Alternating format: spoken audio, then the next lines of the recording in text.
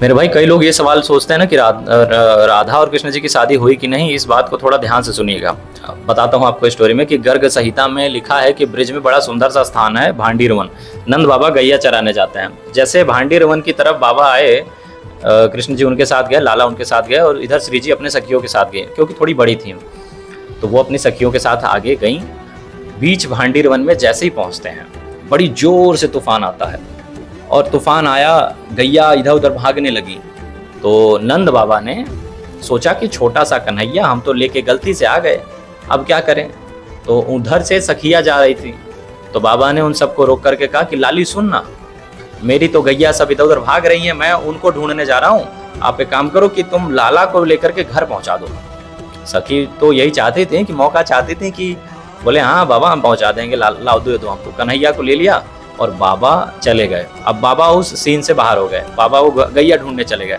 अब ठाकुर जी आए और इधर से श्री जी जैसे आए, अब तक बाल रूप में थे, लेकिन अचानक से बिजली चमकी और जो असल निकुंज में जो रूप होता है ना राधा कृष्ण जी का, श्याम सुंदर का, वो आ गए।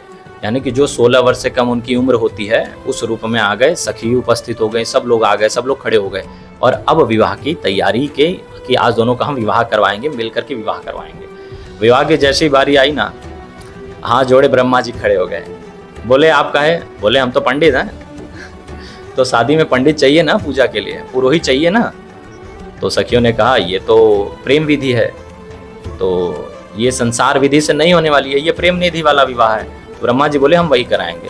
ललिता बोली एक ही शर्त पे आज्ञा मिलेगी आपको, जैसे हम कहेंगे वैसे शादी होगी, या तो यहाँ तुम्हारे मंत्र नहीं चलेंगे। ब्रह्मा जी से कहा यहाँ हमारी मर्जी से शादी होगी, यहाँ प्रेम विधि से चलेगा। तो ब्रह्मा जी भी बेचारे डरते डरते हाथ जोड़ करके बैठ गए, और वहाँ दोनों विराजमान हुए, लगाया गया चौकी, और वहाँ बैठ के दोनों का विवाह हुआ, गठबंधन हुआ। ललिता ने गांठ बांधी, और तब जा करके वहाँ ठाकुर जी का विवाह हुआ। पूरी रस्म रिवाज की हुई, आनंद गाया गया, सब सखियों ने ठाकुर जी का श्रृंगार, श्री जी का श्रृंगार किया, और आनंद में डूब गए कि आज हमारे युगल हैं, आज उनका स्वरूप में भी मिलन हुआ है। वैसे तो आदि काल से एक ही हैं, पर विवाह होने के बाद जो मिलन होता है उसका अलग आनंद होता है। तो इसलिए उस आनंद को देखने के बाद सखी बहुत खुश हो जाती हैं। ब्रह्मा जी पंडित जी थे, ब्रह्मा जी ने पूछा कि आप जाते समय पंडित जी को दक्षिणा मिलती है, क्या दक्षिणा मिलेगी? तो सखी ने कहा कि तुमको दोनों युगल का प्रेम मिल जाए, ये दक्षिणा में हम तुम्हें देते हैं। तो ब्रह्मा जी जय जयकार करते हुए ठाकुर जी की विदा लेके जाते हैं। तो ऐसे हुआ था भांडीरवन में ठाकुर जी का विवाह। आपको पता था क्या ये बात? बताइएगा कमेंट में। राधे राधे।